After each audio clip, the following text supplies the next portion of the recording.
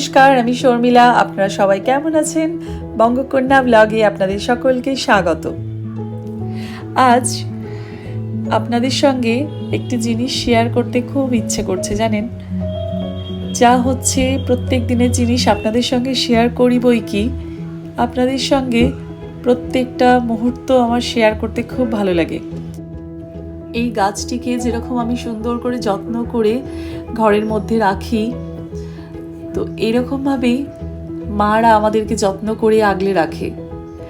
তো সেই আমার মা বা আমার শাশুড়ি মায়ের কথা আপনাদের সঙ্গে আজকে শেয়ার করব। মা আমাকে ভীষণ কড়া হাতে মানুষ করেছে, জানেন। সমস্ত কিছু ঘুরতো বেড়াতো আমাকে নিয়ে, কিন্তু একলা বেশি কোথাও যেতে দিত না। এই সেই আমার মা।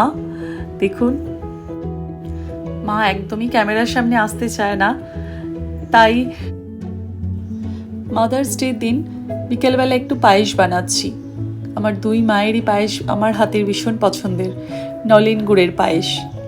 এই পায়েস এখন আমার শাশুড়ি মা নেই আমাদের মাঝে, কিন্তু উনি যখন পায়েস বানাতাম উনি শুধু বলতেন আমার পায়েসে না একটু মিষ্টি কম দেবে।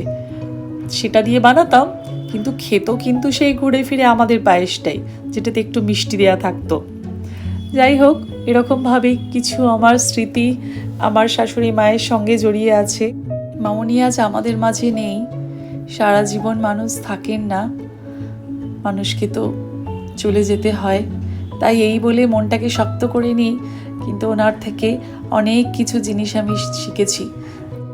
উনি যা বলতেন মুখের সামনে, কিন্তু মন কিন্তু ওনার ভীষণ সরল ছিল। আজ এখানে আমি 100 গ্রাম গোবিন্দভোগ চাল নিয়ে নিয়েছি আর 2 লিটার কাউ মিল্ক নিয়েছি। এবার আমি ননস্টিকের এই প্যানটার মধ্যে আমি 1 চামচ ঘি দিয়ে দিয়েছি।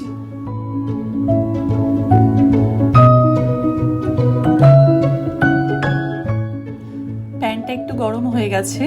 এরপর গোবিন্দভোগ চালটা আমি ঢেলে একটু নাড়াচাড়া করে নেব। একটু জাস্ট ভাজা হয়ে গেলে তারপরে আমি ওপর থেকে দুধটা দিয়ে দেব। আর এর মধ্যে কিন্তু একটা জিনিস আমি মিশিয়েছি, যেটা হচ্ছে অল্প সামান্য পরিমাণে একটু নুন, যেটা চালটা নাড়াচাড়া করার সময় দিয়েছিলাম। তারপর ওপর থেকে দুধটা ঢেলে দিয়েছি।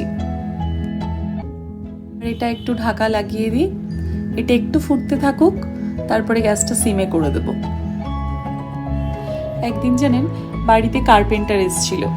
তো কার্পেন্টার যখন এসছে, সেই ছেলেটির সাথে আমার শাশুড়ি মা কথা বলতে গিয়ে তাকে নাম জিজ্ঞেস করেন।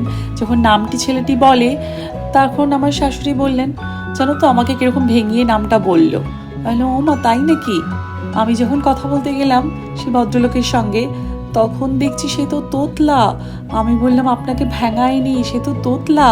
সেই নিয়ে আমাদের কি হাসাহাসি। সেই জিনিসগুলো জানেন ভারী মনে পড়ে যায়, খুব মিস করি। কিন্তু উনি যেখানেই থাকুক না কেন, উনি সবসময় আমার সঙ্গে আছে।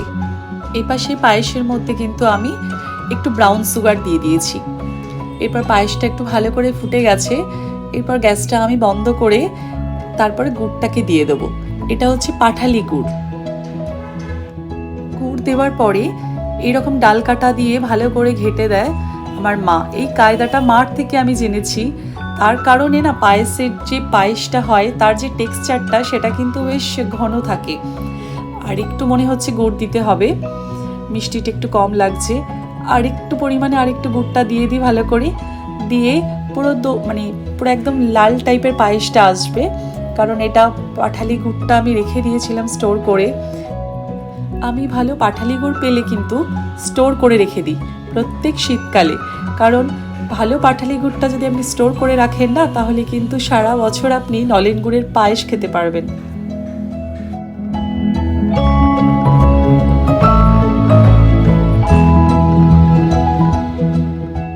গুড়টা দেওয়ার পর একটু বারবার করে একটুখানি ভালো করে নাড়া, যাতে কোনো জায়গায় দলা না পাকিয়ে যায়। ভালো করে সুন্দর করে নাড়া।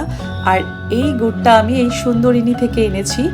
আমি সারা বছর এখানে স্টোর করে ফ্রিজের মধ্যে আমি রেখে দিই। আপনাদের সঙ্গে গল্প করতে করতে দেখুন এপাশে আমার পায়েসটা পুরো সুন্দর জমে গেছে।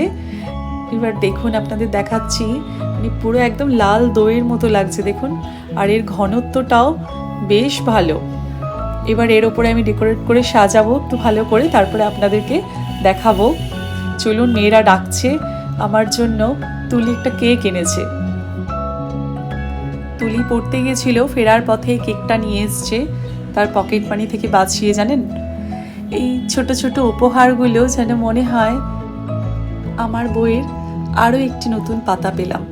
সেই ছোট্ট তুলি বড় হয়ে গেছে, মাকে যে এরকম সারপ্রাইজ দেয় খুব ভালো লাগে। এই ছোট মুহূর্তগুলো আপনাদের সাথে একটু ভাগ করে নেওয়া।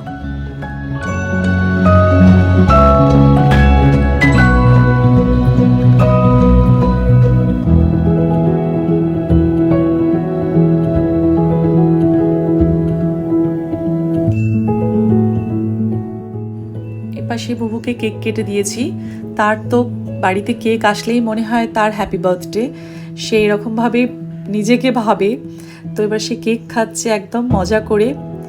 আর এই হলেন আমার মামুনি, যিনি ওপর থেকে আজ দেখছেন। উনি আছেন আমার সঙ্গে আমাদের বাড়িতে। আর আমার তো যেন মনে হয় মামুনি ছোট হয়ে এই রূপে এসছে, জানেন, পুরো ঠাম্মার মতো সমস্ত আচার আচরণ।